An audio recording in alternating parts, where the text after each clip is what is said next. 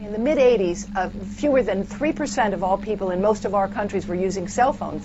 But you fast forward to today, when almost 100% of people are using cell phones. By the time they're 19 or 20 years old, they will have used the phone for 10 years, and we have no idea what type of risk that's carrying.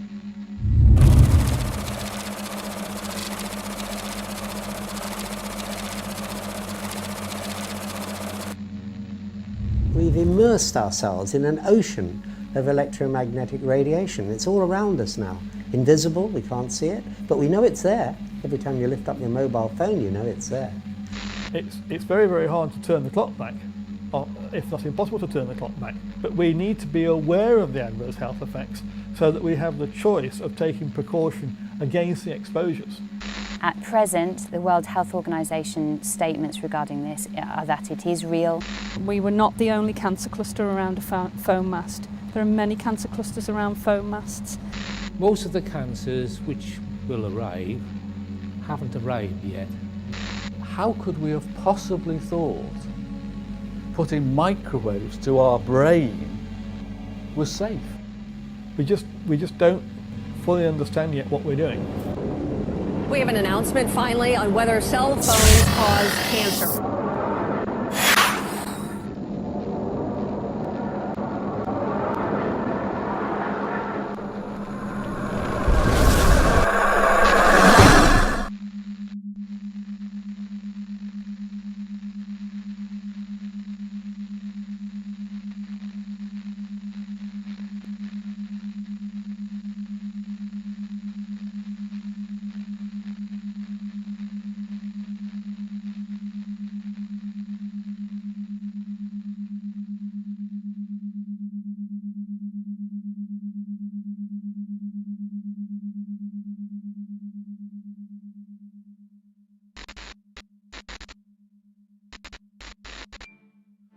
An unknown scientist is about to make a discovery that should have changed everything.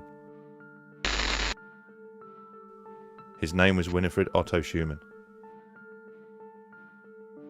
On the day in question, he was teaching his students about the physics of electricity, how a sphere within a sphere can create electrical tension, and subsequently,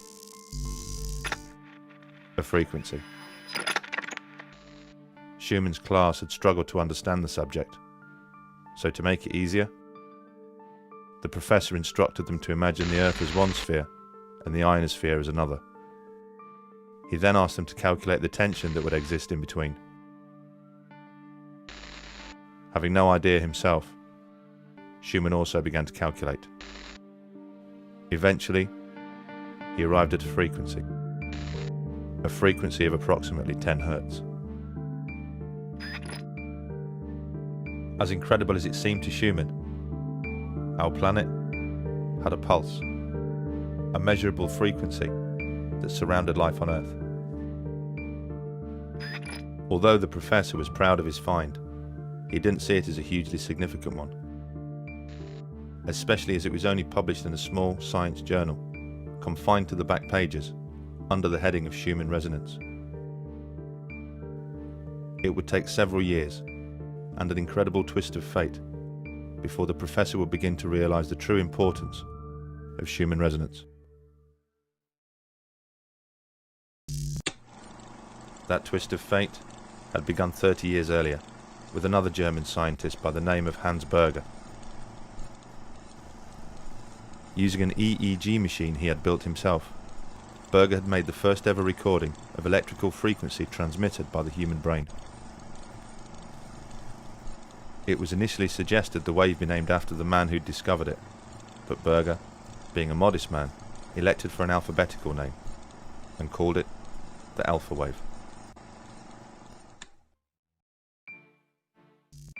Shortly after Professor Schumann's discovery, one of Hans Berger's colleagues, a man named Dr. Ankermüller, happened to stumble upon a bedraggled copy of a small scientific journal.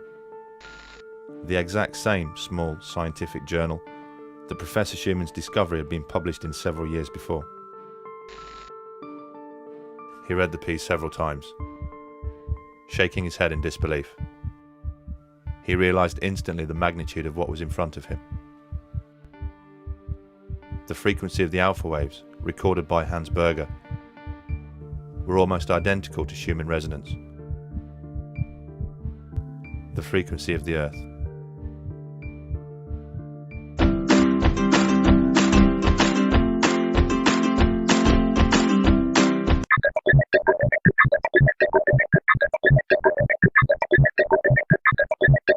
The microwave auditory effect, also known as the microwave hearing effect or the Frey effect, consists of audible clicks or, with speech modulation, spoken words induced by pulse/modulated microwave frequencies. The clicks are generated directly inside the human head without the need of any receiving electronic device. The effect was first reported by persons working in the vicinity of radar transponders during World War II. During the Cold War era, the American neuroscientist Alan H. Frey studied this phenomenon and was the first to publish information on the nature of the microwave auditory effect. Pulsed microwave radiation can be heard by some workers. The irradiated personnel perceive auditory sensations of clicking or buzzing. The cause is thought to be thermoelastic expansion of portions of the auditory apparatus.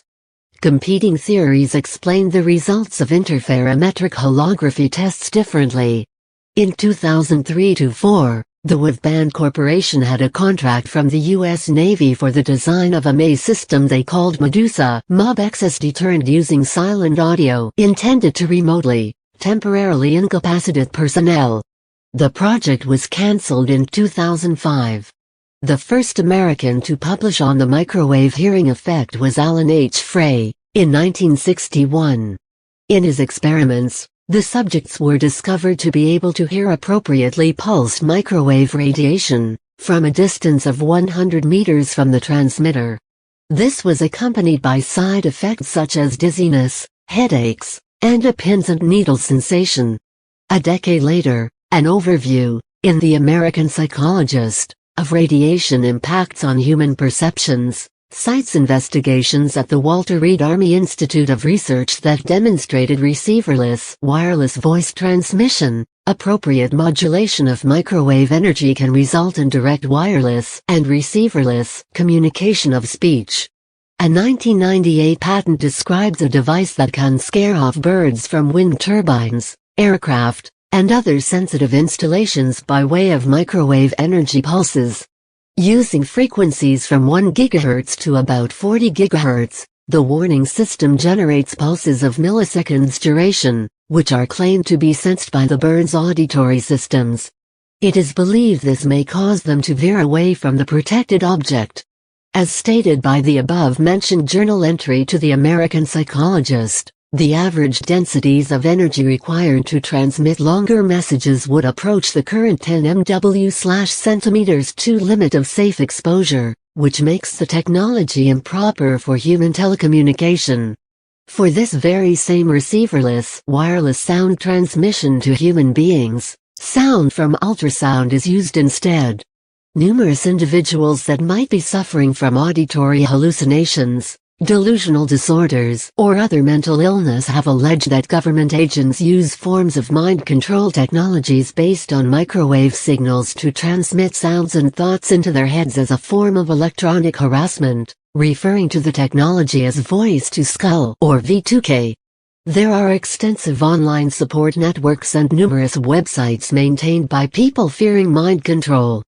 California psychiatrist Alan Drucker has identified evidence of delusional disorders on many of these websites, and other psychologists are divided over whether such sites reinforce mental troubles or act as a form of group social support. Psychologists have identified many examples of people reporting mind control experiences on self-published web pages that are highly likely to be influenced by delusional beliefs. Common themes include bad guys using psychotronics and microwaves, frequent mention of the CIA's MKUltra project, and frequent citing of a scientific paper entitled Human Auditory System Response to Modulated Electromagnetic Energy. 5G is a weapon. It's used by the military Do you know these 5G millimeter wave technologies are used to scatter crowds? You know, they drive up in this technology when they want to scatter a cloud, and they put out these frequencies.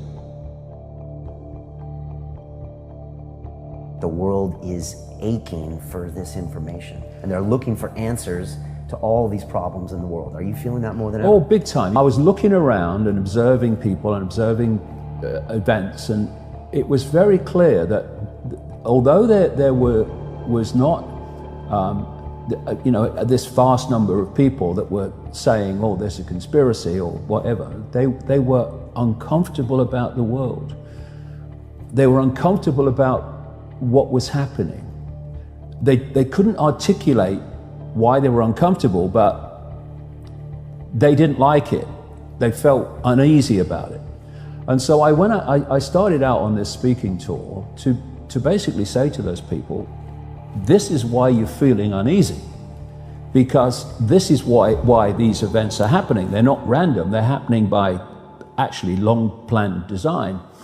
And when people hear another explanation of the world, which instead of presenting the world as a series of random dots, but actually connects them and says that's happening because of that, and that's happening because of that, and that's connected to that, and that's connected to that, and this is where they're all leading us, you know, it's extraordinary to see the lights go on, and people go, and actually this makes far more sense than what I've got from the mainstream media. So it is a time of great challenge, because this thing is moving, not least into the technological level of control. But, you know, there's such a difference between what you see in the mainstream, what you see coming from people who dominate the microphones, and what you get when you talk to people in the general population, that they do, not least because the more they observe the real world that they're told to believe in, the less sense it makes, the more ridiculous it is. So there has to be other explanations, and people are more open to them. 5G is a weapon. It's used by the military. Do you know these 5G millimeter wave technologies are used to scatter crowds? You know, they drive up in this technology when they want to scatter a cloud, and they put out these frequencies in a much higher power than 5G will be initially with us, but the same frequencies. And people scatter because they get the feeling their skin is on fire. Because the human body, including the skin, is an antenna. It interacts with frequencies, and it receives and transmits information. At the cutting edge of understanding of DNA, scientists know that DNA is a receiver-transmitter of information.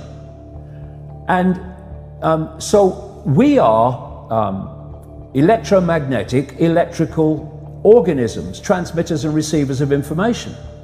When our electromagnetic fields are in balance and harmony, we have health. We have psychological health, and we have physical health. The reason that this technological society is causing so much psychological and quote, physical disease is because these frequencies, technologically driven, and we live in this Wi-Fi world now, and all the phone masts and all the rest of it, these technologically generated frequencies are scrambling the balance of the human electromagnetic electrical communication systems. And if you scramble them, you create a state of disharmony, dis-ease, which plays through to physical and mental, emotional, psychological dis-ease. I say this to kids and anybody else. How long could you live without your smartphone? And then ask, what is an alcoholic?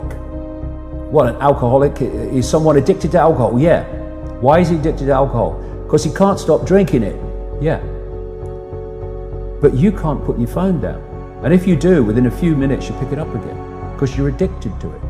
So are you controlling that bit of technology in your hand, or is that controlling you? That's controlling you. So Do you want your life controlled by a bit of technology? Do you want the rest of your life controlled by it? Or are you now going to go, I'm putting this down? The brain processes information electrically. It communicates with the cellular structure electrically. And it operates within a certain band of frequency. If you can broadcast frequencies carrying information, this technology's long been known, carrying information and perceptions within the frequency that the brain decodes information, the brain will decode those frequencies and will have those perceptions. You can externally, even without connection to AI, although that's the piece de resistance, if you like, that's the kind of holy grail. But even before that, you can influence people's perceptions externally by broadcasting these frequencies that we interact with, because we are antenna. If technology is going to be the servant rather than the governor, it has to serve the interests of humanity, and humanity does not have to serve it. We're in a situation now where humanity is serving technology. And it will be serving AI. Increasingly, it is serving AI in its algorithmic expression. Every thought, every emotional response is a frequency. It generates a frequency, and it is of itself a frequency. Hate is a frequency, and it's different to love. You know, when you are in a room and there's lots of aggression and conflict and hatred, you feel it. What do people say? Oh God, you can cut the atmosphere with a knife in there. That is because the frequencies of hate and conflict have been so generated, they have changed the electromagnetic field of the room. Okay, so 5G is going to be weaponized. Are vegans healthy? Are vegetarians healthy?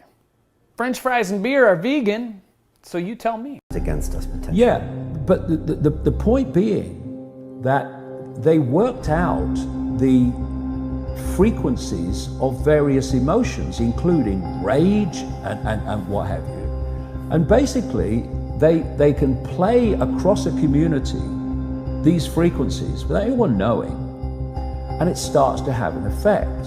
And you find there is very, very little that won't wait till you're on a landline, and you can have a proper conversation with someone without this burning your brain and without you constantly on it. Because what is happening, and this cabal knows this, for a very long time, indeed right up to recent times, science believed that once the brain was formed, that was it. That's how it stayed. Now they know it's very different through this thing they call brain placidity. Brain placidity means the brain is changing in the way it processes information and the neuron networks it creates to process information on the basis of information received. So what we've had in this very short time is the human brain bombarded with digital electrical stimulus that it's never experienced before. 5G doesn't travel well because of the nature of its frequency. So instead of big towers, as we have now, broadcasting these frequencies long distances, it won't do that. And it doesn't go through solid objects, what we call solid objects, very well either. So to overcome that, there are going to be boxes broadcasting 5G, this weapon, down every street, all over the world. You're talking phenomenal numbers of these boxes, broadcasting like on the lamp standard outside your children's bedroom and stuff, broadcasting this stuff. There's no way you'll be able to go where you won't be in a field of 5G. It's changing the human brain. It's changing the way the brain processes information, and how we process information dictates our perception of reality. And people might not realize why they're feeling it, they start to feel it. And then what they do is they trigger that with an event, maybe some guy is attacked by the police or something, or somebody's arrested for something they didn't commit. And hey, I don't know if you heard, but we just had a big development in the unfolding Spygate investigations. It's just been revealed that the Justice Department's investigation of the FBI's actions against the Trump campaign in 2016 has evolved from an internal review into a criminal investigation. Wow, that is... And now there's the trigger. The blue touch paper's been lit of this manufactured, frequency-driven rage, and you have mass riots and what have you, and people do things that they wouldn't normally do. And you can make people depressed. You know, the American military, they've admitted this.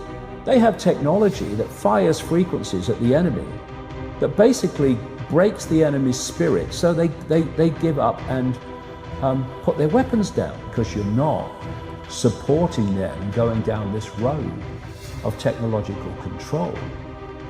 So when people say there's nothing I can do, I'm just little me, first of all, you're not little me, that's just a perception of yourself. But there's endless things we can do. The question is, are we going to do them? And that answer to that question will decide if we end up in this technological dystopia or whether we don't. And we better start making the choice quick, because it's moving fast. Hey everyone, Jeremy Bennett here. Let's look at how powerful your mind is. Let's compare your mind to the most sophisticated man-made device ever created, the computer. The average computer can hold about 250,000 pictures, 20,000 songs, and hundreds of full-length videos, nowadays on something the size of my finger. Crazy. But let's compare it to your mind. Your mind can perform an estimated 10 quadrillion operations per second without you even knowing it. Wild. Ask yourself right now, what's making your blood flow throughout your veins with the perfect amount of pressure to keep you alive? What's making your heart beat right now? Are you consciously commanding your heart to beat right now? No. What's maintaining your body core temperature to the perfect degree to keep you alive?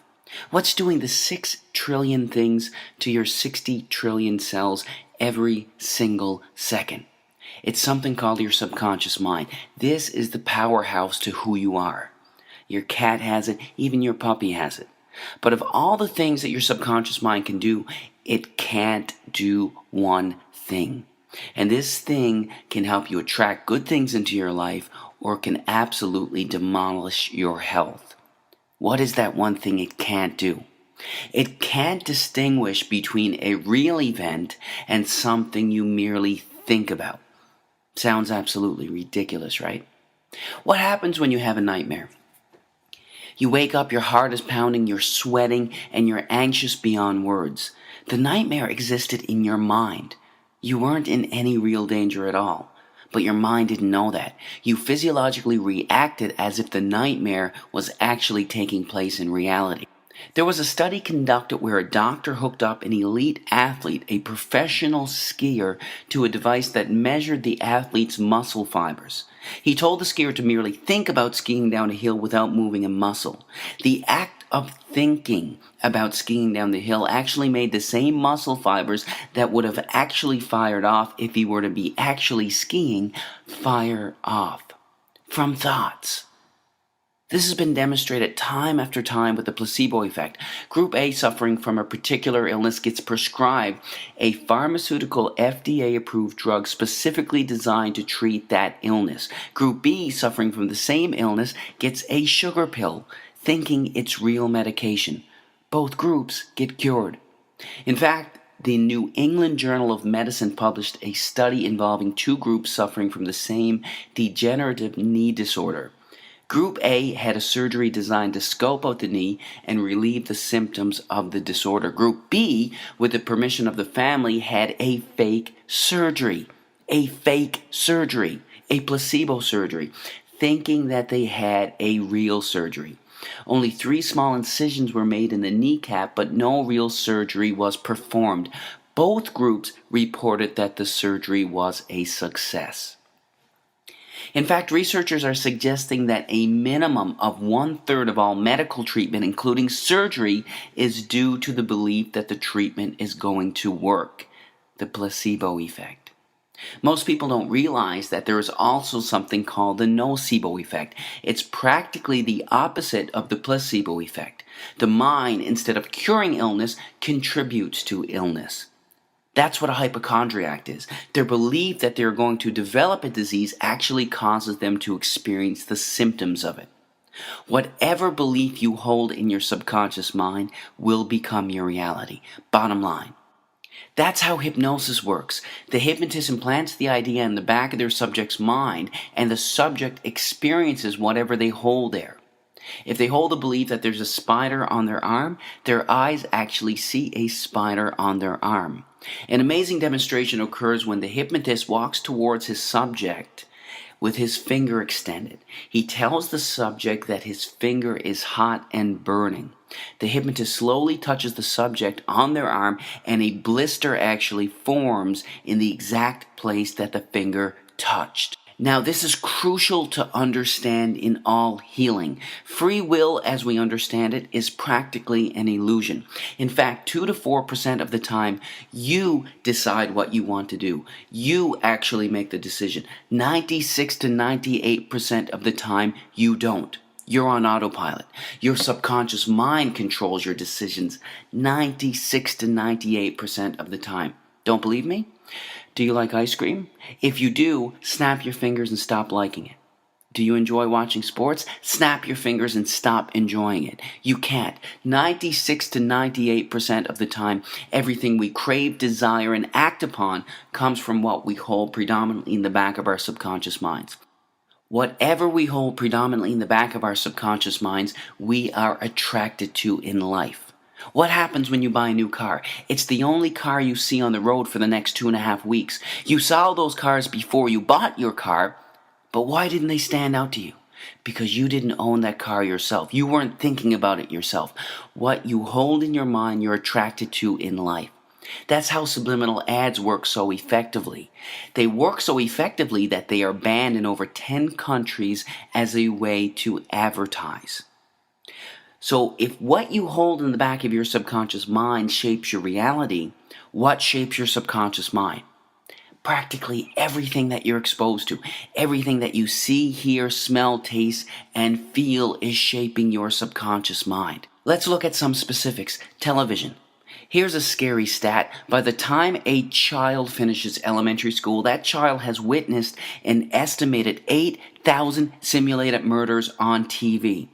All of these extremely graphic scenes are sinking back into their minds. And don't be tricked by Hollywood or cartoons. In the most important developmental years, when a child should be taught compassion and understanding, extremely intelligent minds behind the creation of perceived harmless children's cartoons are sinking violence into the back of their minds. Don't be fooled. What are you listening to on the radio? Every single word or thought you hold in your mind has a particular vibrational frequency. Negative words or intentions have slower vibrational frequencies, and positive words have higher vibrational frequencies. This is a song by Lady Gaga called Bad Romance. Some of the lyrics are, I want your drama, I want your ugly, I want your disease, I want a bad, bad romance. Our thoughts create us. We have to be extremely careful with what we are feeding our minds. Music can be beautiful and beneficial, but it can also have a negative impact on your health. Choose wisely. When I was growing up, the most violence we had on video games was Mario and Luigi jumping over turtles' heads. This is what our youth are playing today. These gruesome, extremely graphic images are sinking into the backs of their subconscious minds, weakening their immune systems and having astronomical, gradual negative effects on their health. Nobody's saying that these games are going to cause them to pick up a gun and go shoot somebody, but these games are affecting their health. There is zero doubt about that. What happens when you gossip? In order for you to gossip, you have to hold a negative memory and negative thought inside of your mind. You not only think about that negative memory, you share it with the other person that you're talking to. The second you hold negative thoughts in your mind, the biochemistry of your brain changes and you release cortisol, the stress hormone, into your blood, which then weakens your immune system, inhibits the actions of your white blood cells, increases the chances of infection, and even promotes weight gain. All from gossiping, all from your thinking. You can't gossip without hurting yourself. Remember that. But of everything you can expose yourself to, there is nothing more important than the thoughts you hold in your mind. We have on average 60,000 thoughts a day. And the reality is, not only are most of these thoughts the same thoughts we had yesterday, but they are negative thoughts, either dwelling on something bad in the past or fearing something that could potentially happen in the future. The second we have these negative thoughts, the second we release cortisol, the stress hormone, into our blood.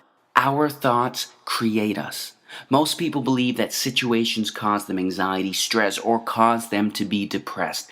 The reality is this: there is absolutely no situation in the entire universe that can cause someone to experience anxiety. None. It's your psychological reaction to the situation that can cause you to experience anxiety, not the situation itself. This is crucial to understand. Why is it that when one person skydives, their brain releases endorphins, the good feeling chemical, into their blood, while releasing cortisol into another's? It's the same situation. How can the company of one person cause excitement in one person while making another person stressed? It's because it's never the situation that causes anyone to experience anxiety, but their reaction to it. You create your anxiety, not a situation. When you truly fundamentally understand this truth, that's when you realize that you control your anxiety, not a situation. It's one of the most liberating feelings you can ever experience. Well, a habit is a redundant set of automatic, unconscious thoughts, behaviors, and emotions that's acquired through repetition. A habit is when you've done something so many times that your body now knows how to do it better than your mind. So if you think about it, people wake up in the morning, they begin to think about their problems. Those problems are circuits of memories in the brain. Each one of those memories are connected to people and things at certain times and places. And if the brain is a record of the past, the moment they start their day, they're already thinking in the past. Each one of those memories has an emotion. Emotions are the end product of past experiences. So the moment they recall those memories of their problems, they all of a sudden feel unhappy, they feel sad, they feel pain. Now, how you think and how you feel creates your state of being. So the person's entire state of being when they start their day is in the past. So what does that mean? The familiar past will sooner or later be predictable future. So if you believe that your thoughts have something to do with your destiny, and you can't think greater than how you feel, or feelings have become the means of thinking, by very definition of emotions, you're thinking in the past. And for the most part, you're going to keep creating the same life.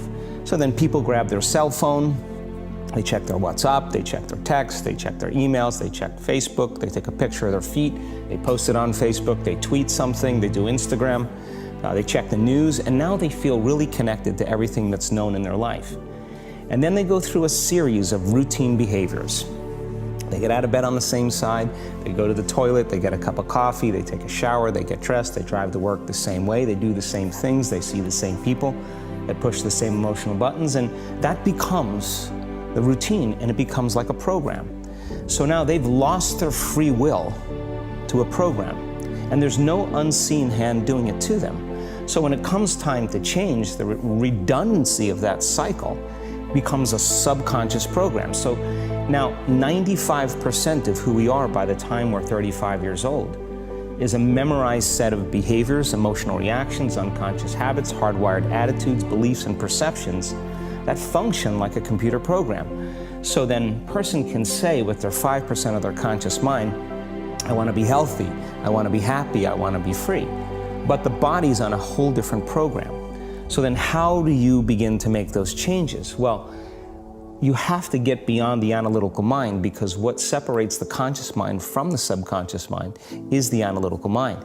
And that's where meditation comes in, because you can teach people through practice how to change their brainwaves, slow them down. And when they do that properly, they do enter the operating system where they can begin to make some really important changes. So most people then wait for crisis or trauma or disease or diagnosis. They wait for loss, some tragedy to make up their mind to change. And my message is, why wait? And you can learn and change in a state of pain and suffering, or you can learn and change in a state of joy and inspiration. And I think right now, the cool thing is that people are waking up. That's really interesting, and where I found the deepest hooks into how powerful this can be for somebody is when you talk about trauma, and you've talked about how people experience a traumatic event, but they then basically rehearse it, and how that then has this knock-on effect. So what is that? Why do people find it so hard to get past trauma? The stronger the emotional reaction you have to some experience in your life, the higher the emotional quotient, the more you pay attention to the cause. And the moment the brain puts all of its attention on the cause, it takes a snapshot, and that's called a memory. So long-term memories are created from very highly emotional experiences. So what happens then is that people think neurologically within the circuitry of that experience, and they feel chemically within the boundaries of those emotions.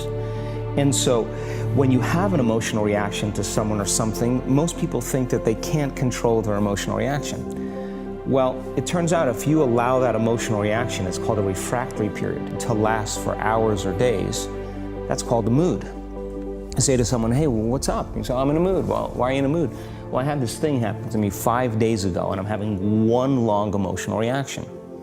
If you keep that same emotional reaction going on for weeks or months, that's called temperament. Why is he so bitter? I don't know, let's ask him. Why is he so bitter? Why are you bitter? Well, I had this thing happen to me 9 months ago. And if you keep that same emotional reaction going on for years on end, that's called a personality trait.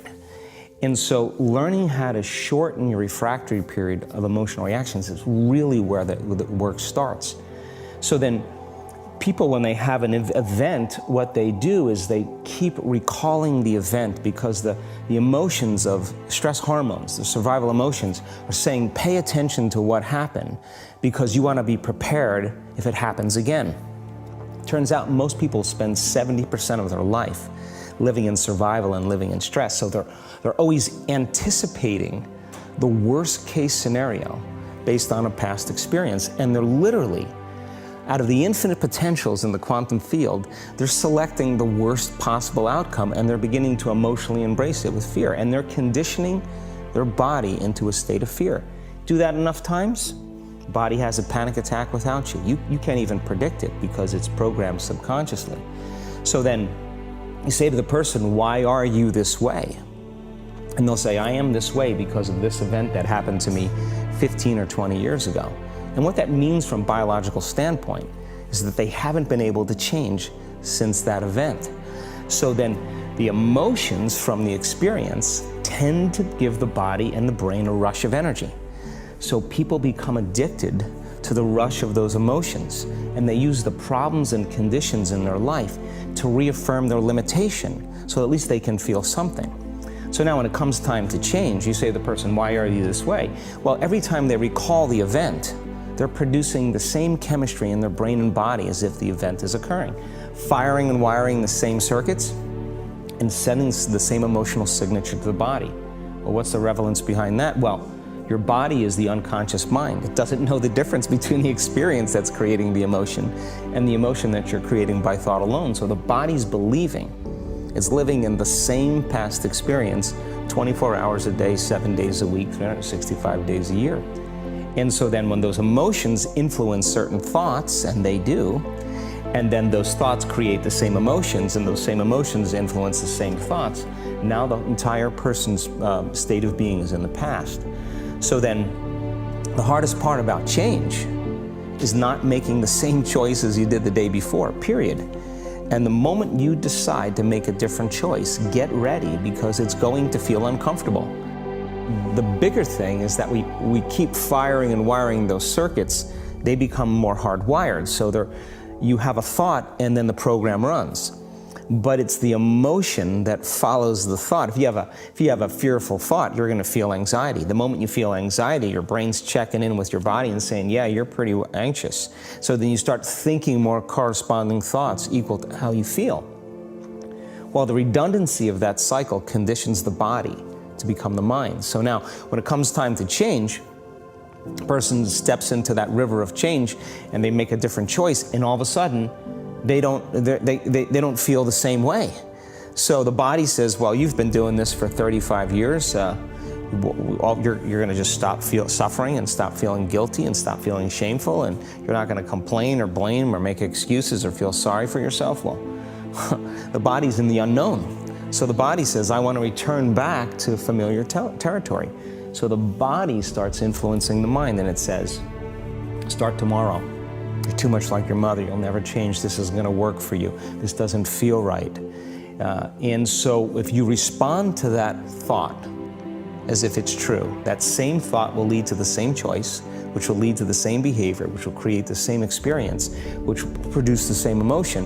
I want to talk about that notion of, give me a little more detail on what you mean by the body becomes the mind, or the unconscious mind. What do you mean by that exactly? Well, those are two different things. Your body is your unconscious mind. In a sense, if you're sitting down and you start thinking about some future worst-case scenario that you're conjuring up in your mind, and you begin to feel the emotion of that event, your body doesn't know the difference between the event that's taking place in your world, outer world, and what you're creating by emotion or thought alone. So most people then, they're constantly reaffirming their emotional states. So when it comes time to give up that emotion, they can say, I really want to do it, but really the body is stronger than the mind because it's been conditioned that way. So the servant now has become the master. And the person all of a sudden, once they step into that unknown, they'd rather feel guilt and suffering because at least they can predict it. Being in the unknown is a scary place for most people because the unknown is uncertain. And people say to me, well, I can't predict my future. I'm in the unknown, and I always say the best way to predict your future is to create it. Not from the known, but from the unknown. What thoughts do you want to fire and wire in your brain? What behaviors do you want to demonstrate in one day?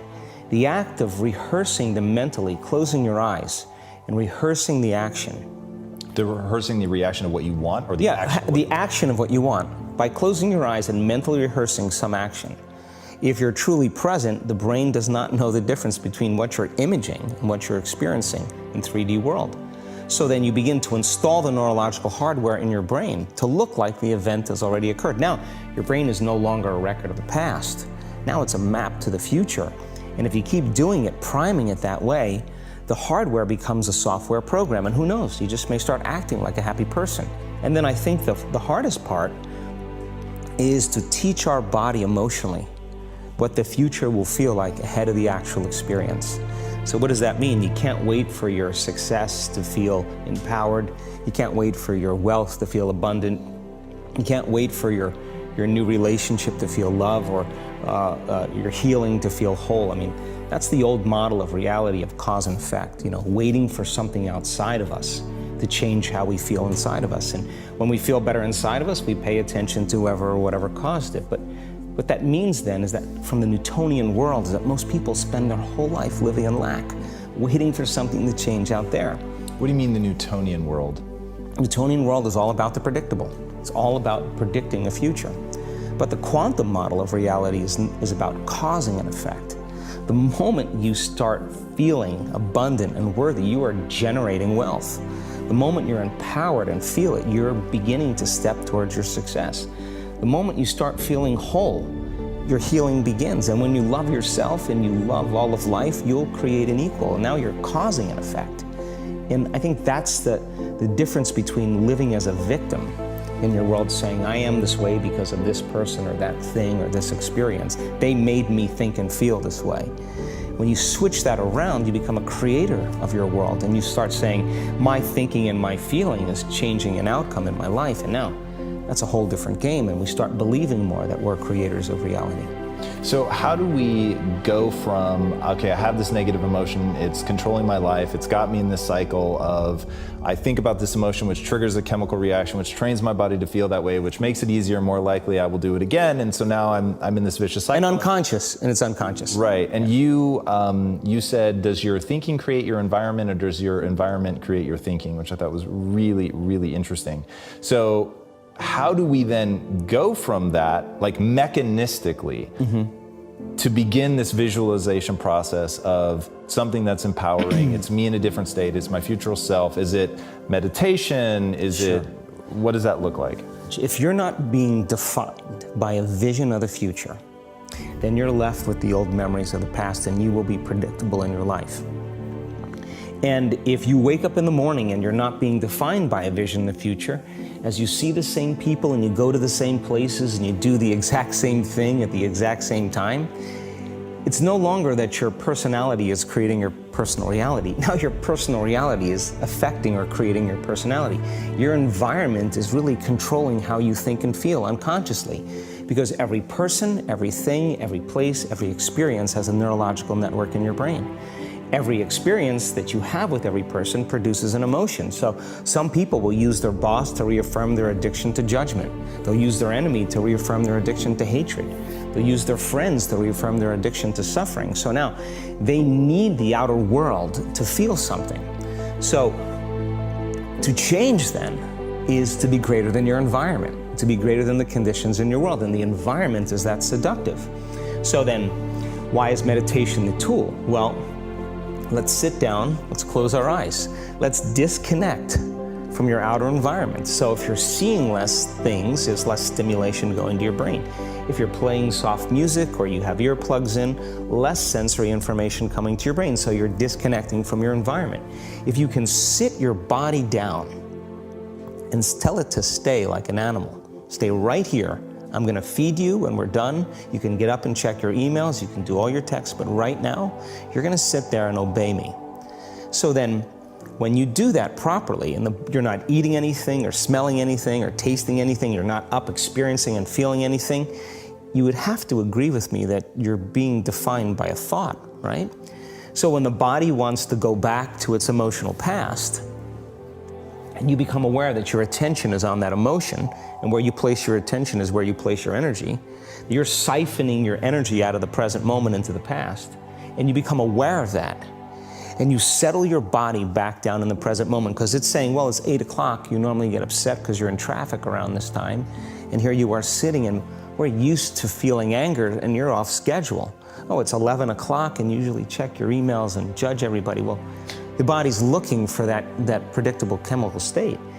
Every time you become aware that you're doing that and your body is craving those emotions and you settle it back down into the present moment, you're telling the body it's no longer the mind, that you're the mind, and now your will is getting greater than the program. And if you keep doing this over and over again, over and over again, over and over again, just like training a stallion or a dog, it's just going to say, I'm going to sit.